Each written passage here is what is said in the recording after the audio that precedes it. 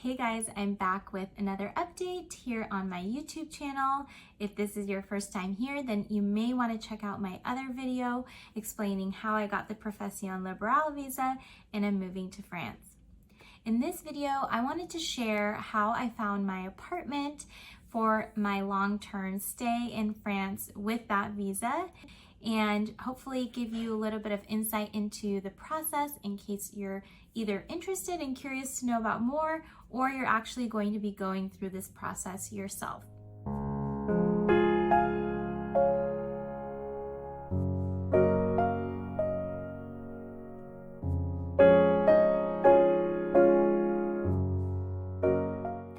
So finding an apartment in Paris is no easy feat.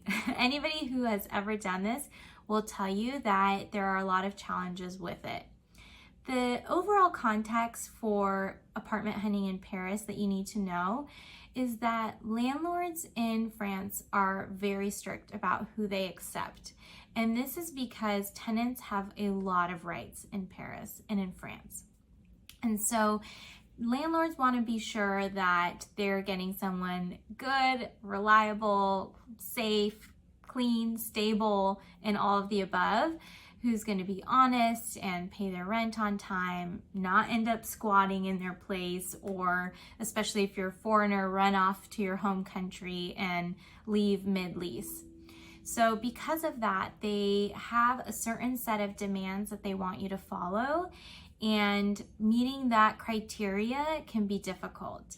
Not only that, but in Paris in particular, the apartment rental market is very, very competitive.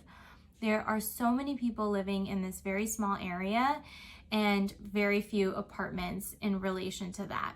So anything that is pretty decent gets, snatched up really quickly. A lot of times, a lot of listings that come out are gone within a couple hours. They're taken down because they get so many people inquiring.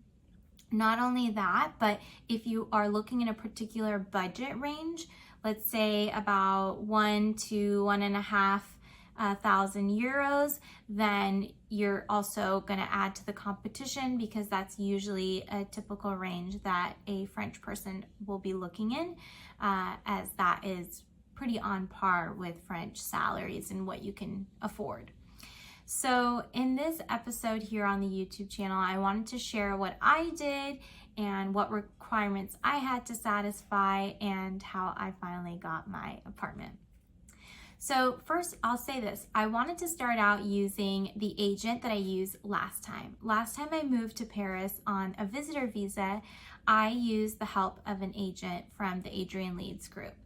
You may have seen Adrian Leeds on HGTV's famous House Hunters International. That's how I knew about her, but I'd also seen her agency's name passed around in some expat groups, so I actually inquired with them first.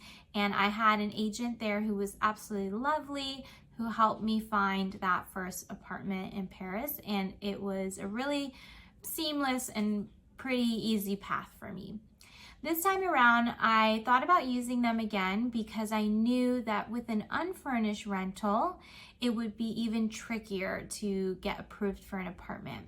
So last time I did a furnished rental for 1 year, and this time I wanted an unfurnished rental.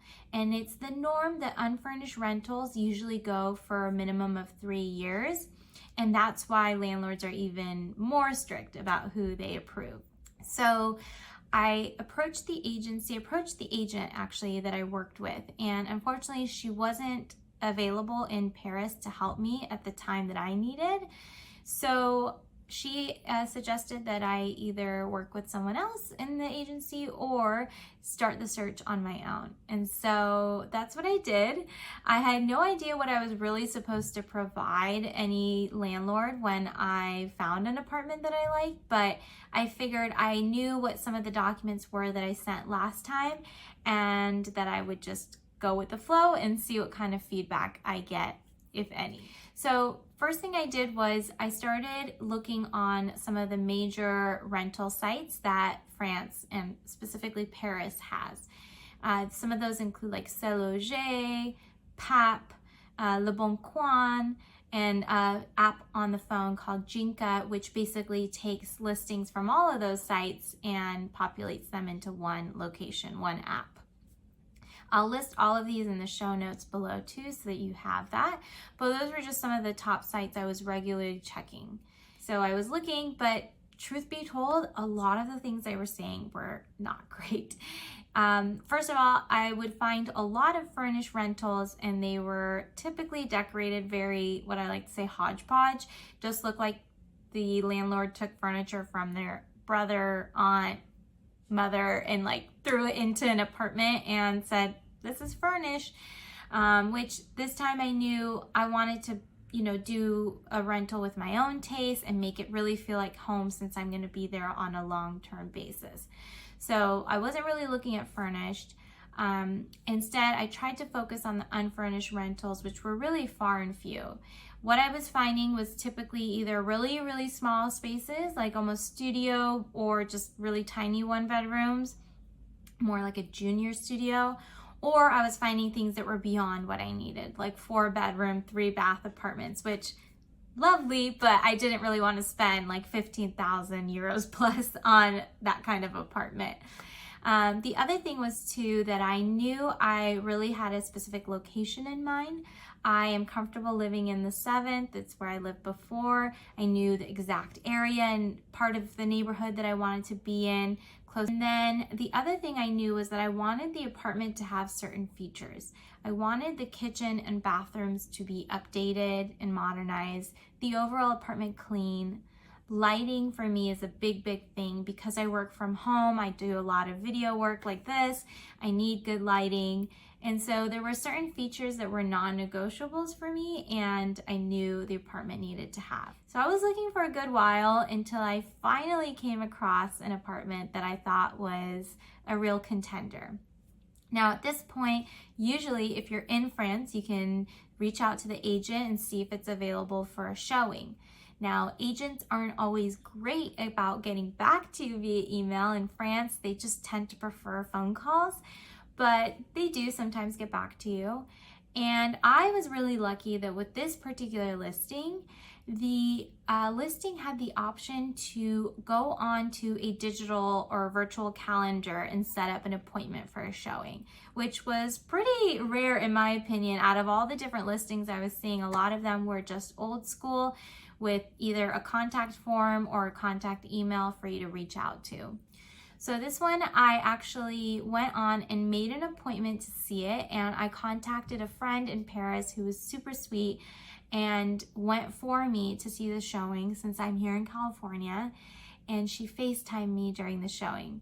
The showing was about 5 a.m. my time, so I tried my best to look wide awake and actually see what was going on, but it was great. She did a great job with the FaceTime call, and I was able to see that the apartment did indeed have like the lighting that I was looking for and the space I needed. And so after that, I knew it was time to actually submit my dossier as soon as I could before the apartment got snatched up. And that dossier included several documents. So I'm gonna actually, if you see me reading down on my screen, it's because I don't wanna forget anything. And there's a list of documents that I submitted. So some of the documents that you'll need when you're submitting to an apartment, especially an unfurnished rental, and you're submitting either directly to the landlord or to the agency, are obviously your identity card, so in the form of your passport, particularly a copy of your visa. In my case, I sent a copy of my Professional Liberal visa. You'll want to show some kind of proof of your current rent or mortgage. So if you are even in the States, even if you're not in France yet, that's okay. In my case, I gave a copy of my rent contract or lease contract here in California, as well as a printout of, or a PDF basically, of all my account history showing my rent and me paying the rent. So that's kind of the two basic things they want to see first. Then it matters on which category you fall into. So let's say you're an employee of a company. Then if you're an employee, they want to see that you have 3 of your most recent pay stubs that you can provide showing that you make 3x the amount of rent. So remember, if you're getting paid in dollars, you're going to need to do that conversion in your head to euros. So if the place you're wanting to rent is 2,000 euros, then you should be making 6,000 euros a month net, and make sure you convert that to US dollars. So US dollars, you'd actually be needing to make more. I'm not sure the exact conversion, but for instance, let's just say like 6,400 US dollars. The other thing they'll want to see is basically some kind of proof that you actually work at the place that you're getting your pay stubs from. Usually this is just like a simple letter from HR saying, yes, they are indeed an employee here and have this role. They'll also want to see basically some kind of tax statement, like your most recent tax return. And in my case, I actually kind of fit partially into this category because while I do work for myself, I do pay myself a salary. So I do have pay stubs and obviously have a tax return. If you're a student, they'll also want to see some kind of student card or proof that you're a student, like an ID card, proof that you're at that college or university, as well as any proof if you're getting scholarship or grant help to help you out. And you'll also need a guarantor. Now, something to just let you know is that in mostly all cases, even if you're salaried or self-employed and not a student, you do need a guarantor. A lot of landlords want to see that. And for most people, you may not have someone, a French mom, dad, uncle, aunt, grandparent to be your guarantor or someone in that situation willing to do that. So you can rely on other means to be guaranteeing you. So what I did was I used a very popular company called Garantme. I'll have a link to that below as well. And basically what they will do is act as your financial guarantor in France. And what you do is you apply on their website by submitting a lot of the financial info that I just shared here with them. And what they do is they basically look at everything you've provided them and determine how much you're eligible to be renting for. So it's almost like a pre-approval letter that you'd get from a bank when you're house hunting here in the States. So the guarantor or Garantme will come and tell you and say, hey, we looked at everything you submitted and we're willing to guarantee you up to a rental amount of, let's say, 3,500 euros a month. And so they give you a certificate and you can give that certificate to the landlord as part of your dossier. And then once the landlord actually accepts you, you would go back to Garantme and pay the yearly fee, and they would give you an activated certificate, meaning you're now actually guaranteed. And that fee depends on what your actual rental amount is. So let's say you rent somewhere for about like 2,000 euros a month. Your fee is probably going to be around like half that. So each year you'd have to pay about 1,000 euros a year to cover yourself and keep that guarantor. And it is definitely a bummer of a fee to have to pay, but in the grand scheme of things, it's a small fee to pay to be able to actually get your application approved and rent somewhere. It's, I don't want to say impossible, but it's really hard to find a landlord who will accept you without one. Now, the other thing that a landlord doesn't ask for, but I think really makes a difference, is a cover letter and PDF that you can form that basically shares more about you. So you know when your apartment, or I should say house hunting in America, a lot of times people will write a letter explaining who they are, what kind of family they are, to really help encourage the homeowner to pick their offer over other people's. So in France, you can do something similar. What I've always done is created a PDF that has a cover letter sharing who I am, how I'm a clean person, organized, quiet, respectful, I pay my rent on time, and then I back that up with pictures of my family, my hobbies, and pictures of my home as well, my current home. I also included pictures of my home in Paris that I had before to really show that I take care of my spaces and care about my space, and I'm a clean, organized person. So I think that really does make a difference. And so I would recommend that you include something like that in your dossier. And it should preferably be in French. If you don't know that much French, then you can try to use Google Translate and one of these tools to help you put that together. The other thing too is that I had in my unique situation was an old lease contract from Paris as well, since I had obviously rented in Paris before, and I included that too, just to show that I have lived in the 7th, as sort of proof of that, and that I did have a good relationship and, you know, have had experience leasing in France before. So after I submitted all of this information, the next day I got an email that said I'd been accepted, which was incredible.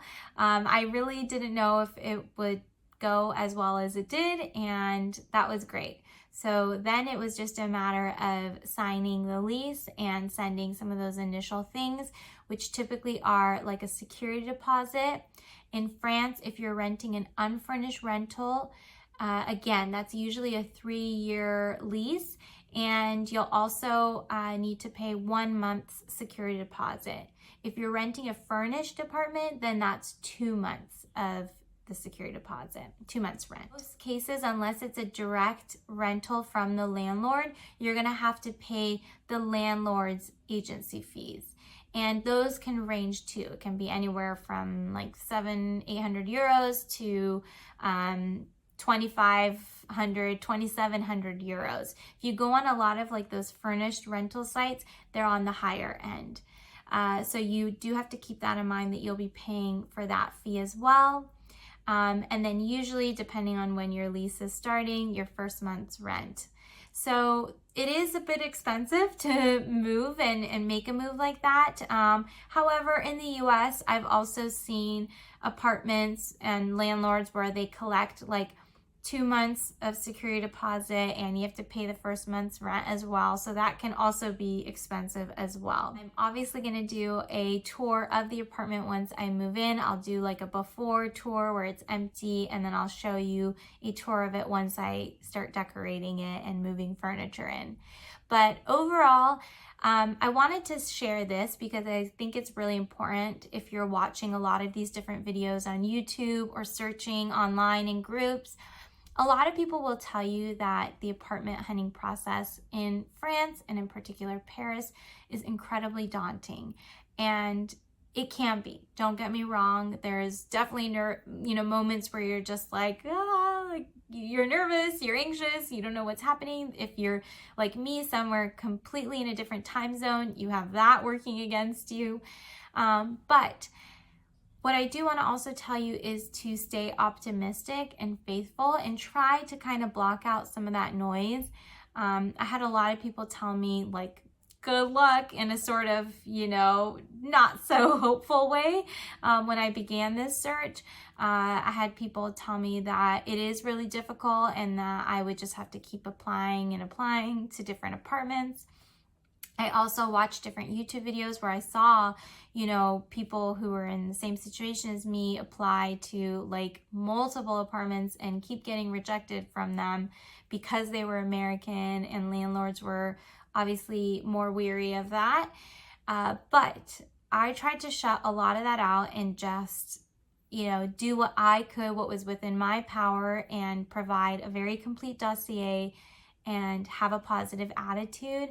And I think that helped me a lot. And so I would just encourage you to do the same. Shut out the extra noise, stay focused, don't give up.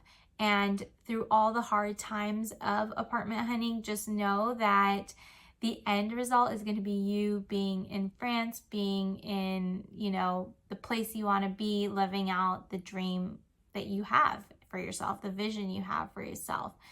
So yes, I will be sharing all the links to everything that I kind of mentioned in the show notes below.